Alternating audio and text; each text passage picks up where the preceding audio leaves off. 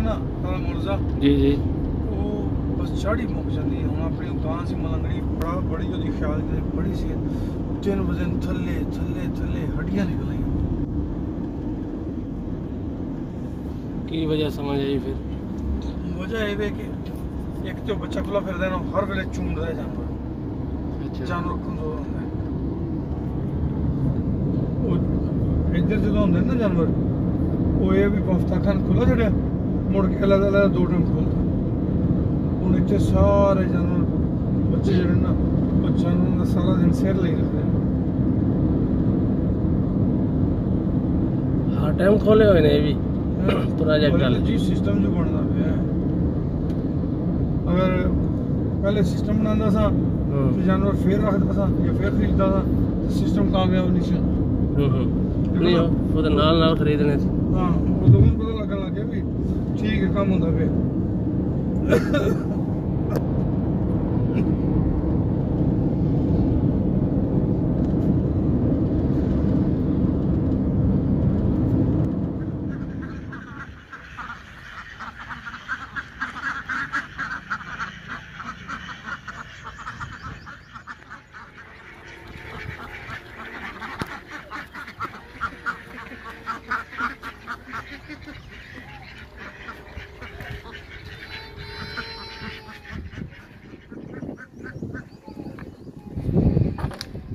Breeder बकरा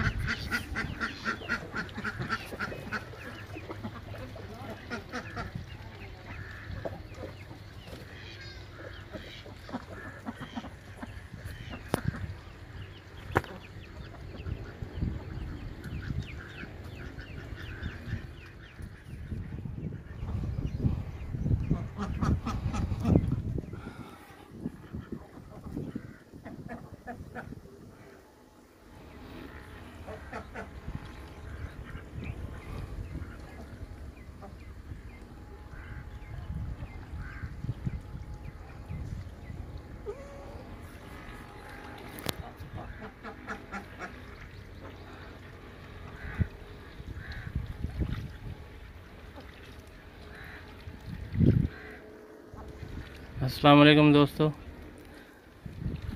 ये देखें बतखों के लिए आइडियल माहौल बनाया गया है। इस तालाब में ये इनलेट है, यहाँ से पानी ये आउटलेट है जी, इससे पानी बाहर खारिज होता है और उस तरफ से ये जहाँ ये ट्यूबवेल लगाया गया है तालाब के अंदर दाखिल होता है इस तरफ से। अभी थोड़ा पानी का लेवल नीचे है थोड़ा, तो जब ये ट्यूबवेल चलेगा तो ये पानी का एग्जॉस्ट यहाँ से होगा तो तालाब की सफाई भी हो जाएगी। इसमें जब बतखें निकल जाती हैं तो फिर भैंसों को भी लाया जाता है। बतखों के लिए तालाब का होना बहुत ज़रूरी है।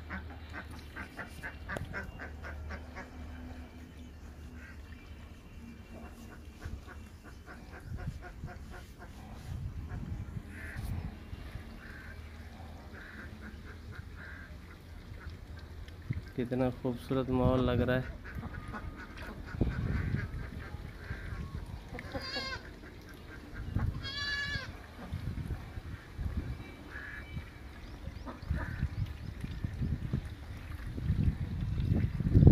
सफाई का मसला है इसमें। ये चीज़ें जो गलत हो सकती हैं बतखों के लिए तैर रही हैं इसमें, ये कमी फील हो रही है लाजमन।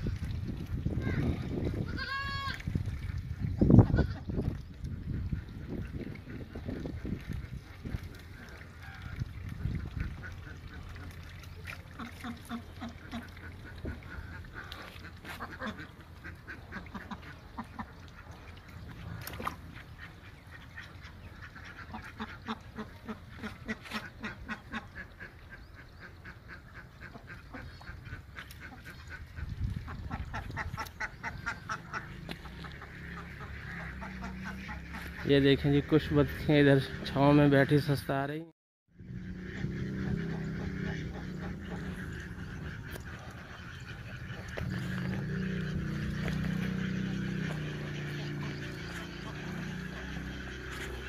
ये कहीं दूर न निकल जाए गलत एरिया में।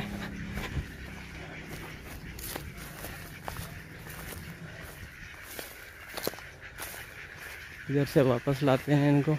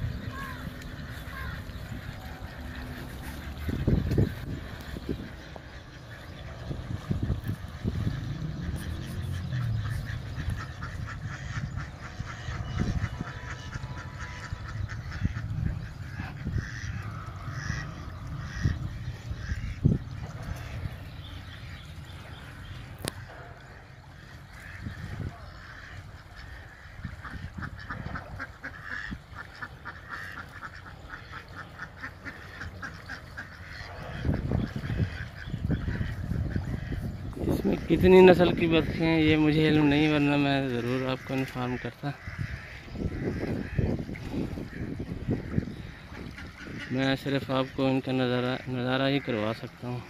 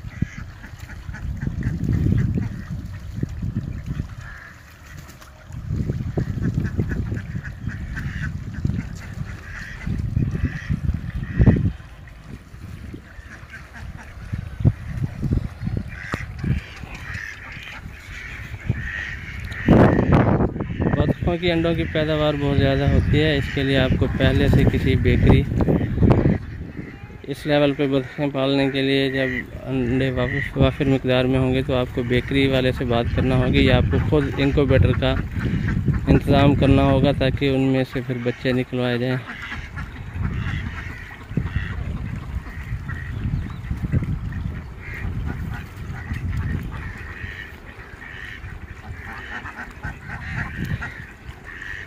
अनमोल मीट ब्रीड फार्म पे बकरियां, बतखें, गायें, सब चीज़ें यहाँ पे मौजूद हैं।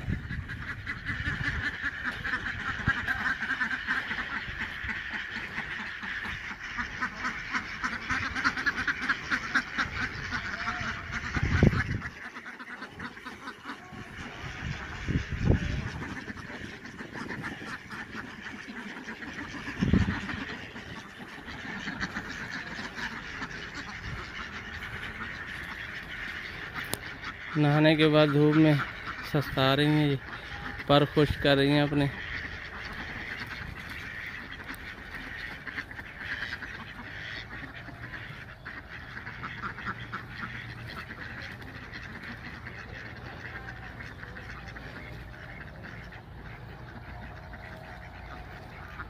कुछ छाँव में चली गई हैं।